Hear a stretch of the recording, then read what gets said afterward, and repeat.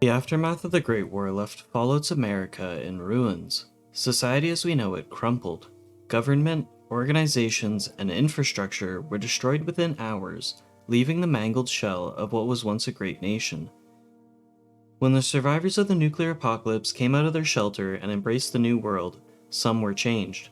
The harsh nuclear fallout and radiation mutated their cells and ravaged their skin. Ghouls, as they were called, were one product of the Great War. But some misinformation still floats around the internet and forums. The hows, the whats, and the whos of ghoulification is called into question. Today, let's go over 5 common misconceptions about ghouls. Misconception number 1. Ghouls are post-war.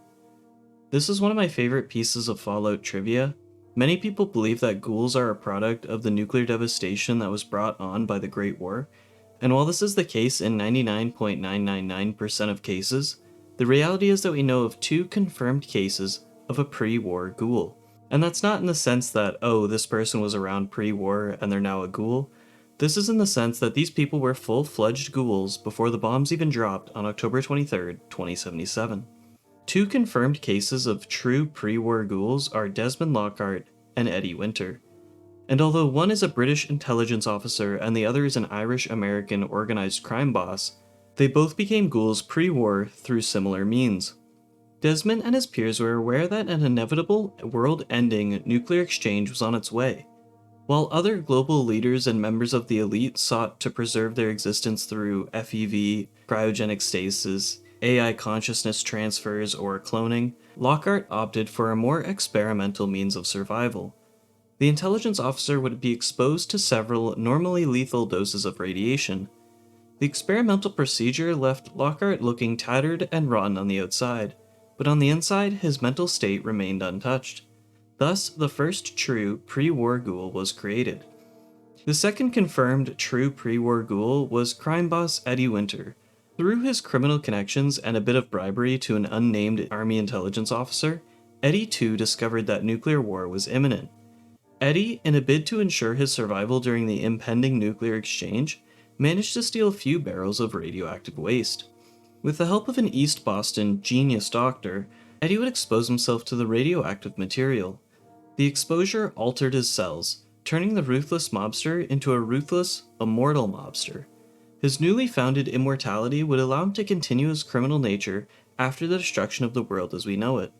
And while there are theorized true pre-war ghouls like research assistant Peters who voluntarily underwent radiation exposure, hoping to help with the development of a serum to treat radiation sickness, or Wayne Gorski who was exposed to radiation during his bomb making, but with both of these cases there's either no confirmation that the subject turned into a ghoul in the case of Peters, or we can't confirm that the transformation happened before the bombs dropped in the case of Gorski. But what we can confirm, to an extent at least, is the common denominator in all cases of ghoulification. Misconception number 2. Ghouls are made by FEV and radiation. This has been a theory floating around for some time that ghoulification requires exposure to the forced evolutionary virus and radiation, and maybe the craziest thing about this is that there was a time when the Fallout developers didn't even know how ghouls were made. Chris Taylor, lead designer for Fallout 1, said in the Fallout Bible, "Ghouls are humans with significant radiation damage exposed to FEV." Tim Kaine, lead programmer for Fallout 1, said in the Fallout Bible, "I do know that radiation and FEV do not mix. Mutants are immune to radiation effects, but an irradiated human is killed by exposure to FEV." Chris Avallone, level designer for Fallout 2, said early on in the Fallout Bible that FEV does cause sterility in supermutants and ghouls, implying that FEV is used in the creation of ghouls, but changes his view in a later edition of the Fallout Bible saying, FEV explains more grievous mutations in the wasteland, and radiation caused more of the other giant-style mutations you see, and some others like ghouls. Now, the Fallout Bible is fairly old, with its final installment coming out nearly 20 years ago, and the canonicity of it has always been a bit of a question mark. And even though an agreement between the developers wasn't made 20 years ago, there is still some evidence that FEV is actually harmful to ghouls from the original 2 Fallout titles. The Master wanted to find pure humans to dip into the FEV vats at the Mariposa military base, as if any subjects were the slightest bit exposed to radiation, the mutant would come out flawed or failed. The Enclave, through their Curling 13 testing, proved that their modified FEV strain was extremely lethal to those who were exposed to radiation. This idea that the FEV is harmful to ghouls is further supported by those in the underworld of Fallout 3. Tulip, the owner of Underworld Outfitters, explains that the supermutants leave the underworld ghouls alone because whatever they do that turns people like them doesn't work on ghouls.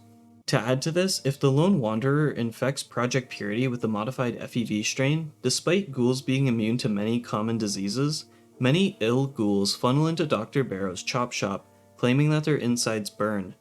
So, it would seem that radiation alone plays a crucial role in ghoulification, and that the FEV exposure would only damage our ghoulish friends. Misconception number 3. Radiation exposure ensures ghoulification. Remember how I just went on a rant about how radiation causes ghoulification like 10 seconds ago? Well, that's not entirely true either. Let me explain. While radiation exposure is a requirement for ghoulification to happen, the process of turning into a ghoul is not guaranteed to happen. The biggest example of this is the protagonist in the Fallout games. Upon reaching max rads on your Geiger counter, the protagonist simply dies. It doesn't matter if it's from a gradual increase or from very sudden exposure. Upon reaching the magic 1000 rads number, either instantaneous death occurs, in the case of Fallout 3 and onwards, or the character has 24 hours to reduce the rad level before death, in the case of Fallout 1 and 2. Outside of ghoulification, the effects of radiation can cause humans to mutate. This is especially notable in Fallout 76, where mutations play a big part in how your build works. Or even in the case of the Lone Wanderer after they complete an optional task for Moira Brown during the Wasteland Survival Guide quest. After contracting 600 rads, Moira remarks that the player now has a teeny tiny, mutation, which is shown in-game through the rad regeneration perk. Outside of the player character, in Fallout 2, if the Gecko power plant isn't fixed, then many residents of Vault City undergo some form of mutation, forcing them to relocate to the NCR. Myron notes that when he reaches a high rad level that if he doesn't get any rad away, the radiation will eat at his nads. Loxley talks about merchants who come back to town with their hair and teeth falling out, complaining about radiation. Dr. Duff explains that exposure to too many gamma rays can lead to fatigue, anemia, and even death, but there are those who have been living with gamma radiation exposure for over 200 years and they've adapted. There's also the case of people like Marie, the baby from the pit, or Lumpy, who lives in Gecko, or even much of the children of Adam who exhibit some form of immunity to the effects of radiation. No amount of further exposure causes changes to these individuals. So while radiation exposure is needed for ghoulification to occur, ghoulification isn't always the end result when exposed to radiation. It's like the saying that all squares are rectangles, but not all rectangles are squares. Does that make sense? Misconception number 4. Harold is a ghoul. This one might be the biggest misconception of the 5. The lovable tree-growing post-human, despite appearances, is not actually a ghoul. Rather, he is some sort of unique FEV mutant. You see, after he left his vault, he would begin a career as a trader, making stops at all newly formed settlements around New California. While he did make a living, the hassle of being harassed by gangs and creatures forced him to stop his trade. Instead, he would go on to finance one of the first adventuring parties in New California. Composed of himself, a scientist named Richard Gray, and 2 others, Francine and Mark, the group would set out to discover where the Wasteland's mutants came from. After nearly a month, the group would make it to the Mariposa military base. It was then that the group was almost entirely wiped out. Francine was killed by the base's security robots, Mark was wounded, so Harold told him to return to the surface, never to be seen again, and a robotic crane knocked Gray into a vat of FEV and badly injured Harold, causing him to pass out. When Harold regained his consciousness, he was stranded in the wastes and already beginning to transform. When asked what caused him to transform, Harold can only say that it was something inside that base. When questioned further and asked if it was radiation that caused the transformation, Harold goes on to say that he doesn't know, and only Gray would know that kind of stuff. If we go back to the Fallout Bible, a question and answer segment in Fallout Bible 0 has Chris Avalone mentioning that Harold is not a ghoul, but a mutant. But similar to the FEV versus radiation debate, Chris Taylor and Tim Kaine have differing opinions entirely. But the common ground between all 3 developers, at least at the time of the Fallout Bible's release, is that Harold is a special case, leading to the beauty of a quote, "Harold is Harold." If we look outside the Fallout Bible and look at what's in-game, despite Harold being described as a ghoul or referred to as a ghoul in Fallout 1 and 2, he doesn't appreciate the term. When asking Harold about ghouls, his only reply is mutants. Doesn't matter what they call themselves. Harold uses they when describing the ghouls. He separates himself from that group because he isn't part of that group. Harold is not a ghoul. As the games go on, and especially by Fallout 3, Harold loses aspects of his ghoulish appearance. Bob, the tree growing out of Harold's head, begins to take over more and more. As Bob is a result of Harold's FEV exposure, no other ghoul would have this sort of mutation occur in them. Harold is not a ghoul, Harold is not a super mutant, Harold is more aptly described as a unique FEV mutant, or in other words, Harold is Harold. Misconception number 5. Ghoul biology is well known. Let's end off with a general summary about ghouls. At the moment, much about ghoul biology, their origins, habits, and physical needs are still shrouded in mystery. While we do know a few things about ghouls, nearly everything is just speculation and theories. Some things like why feral ghouls don't attack their non-feral brethren is pretty well documented. Feral ghouls recognize others by smell and to an extent sight. Roy Phillips confirms this in the Tenpenny Tower quest when explaining how the ghoul mask works. But other things like whether or not ghouls need to eat, drink, breathe oxygen is still up for debate.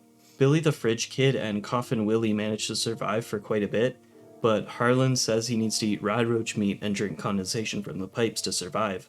So there are some conflicting statements. As to how they originate, Arlen Glass and Moira Brown experienced highly concentrated and rapid exposure to radiation which didn't kill them, but ghoulified them. But people like Wayne Gorski, who stayed in his cabin's basement, would have had steady exposure to radiation through his tinkering with explosives. But some humans like Isabella Proud, who was exposed to steady amounts of radiation, simply died without any signs of ghoulification. The fact that several scientists and doctors, like Isabella Proud, Jason, Doc Barrows, Nurse Graves, and Rachel Watkins, have spent a significant amount of time investigating and researching ghoul biology even 200 years after the Great War, indicates that much of ghoul biology is still a mystery. And there we have it. 5 misconceptions about ghouls. If you have any other topics for this misconception series, let me know in the comments. Sharing, liking, and subscribing helps the channel a ton. Have a good rest of your day. Cheers. I wasn't the best father. Too old. Worked too much. In the end, I never even got to say goodbye.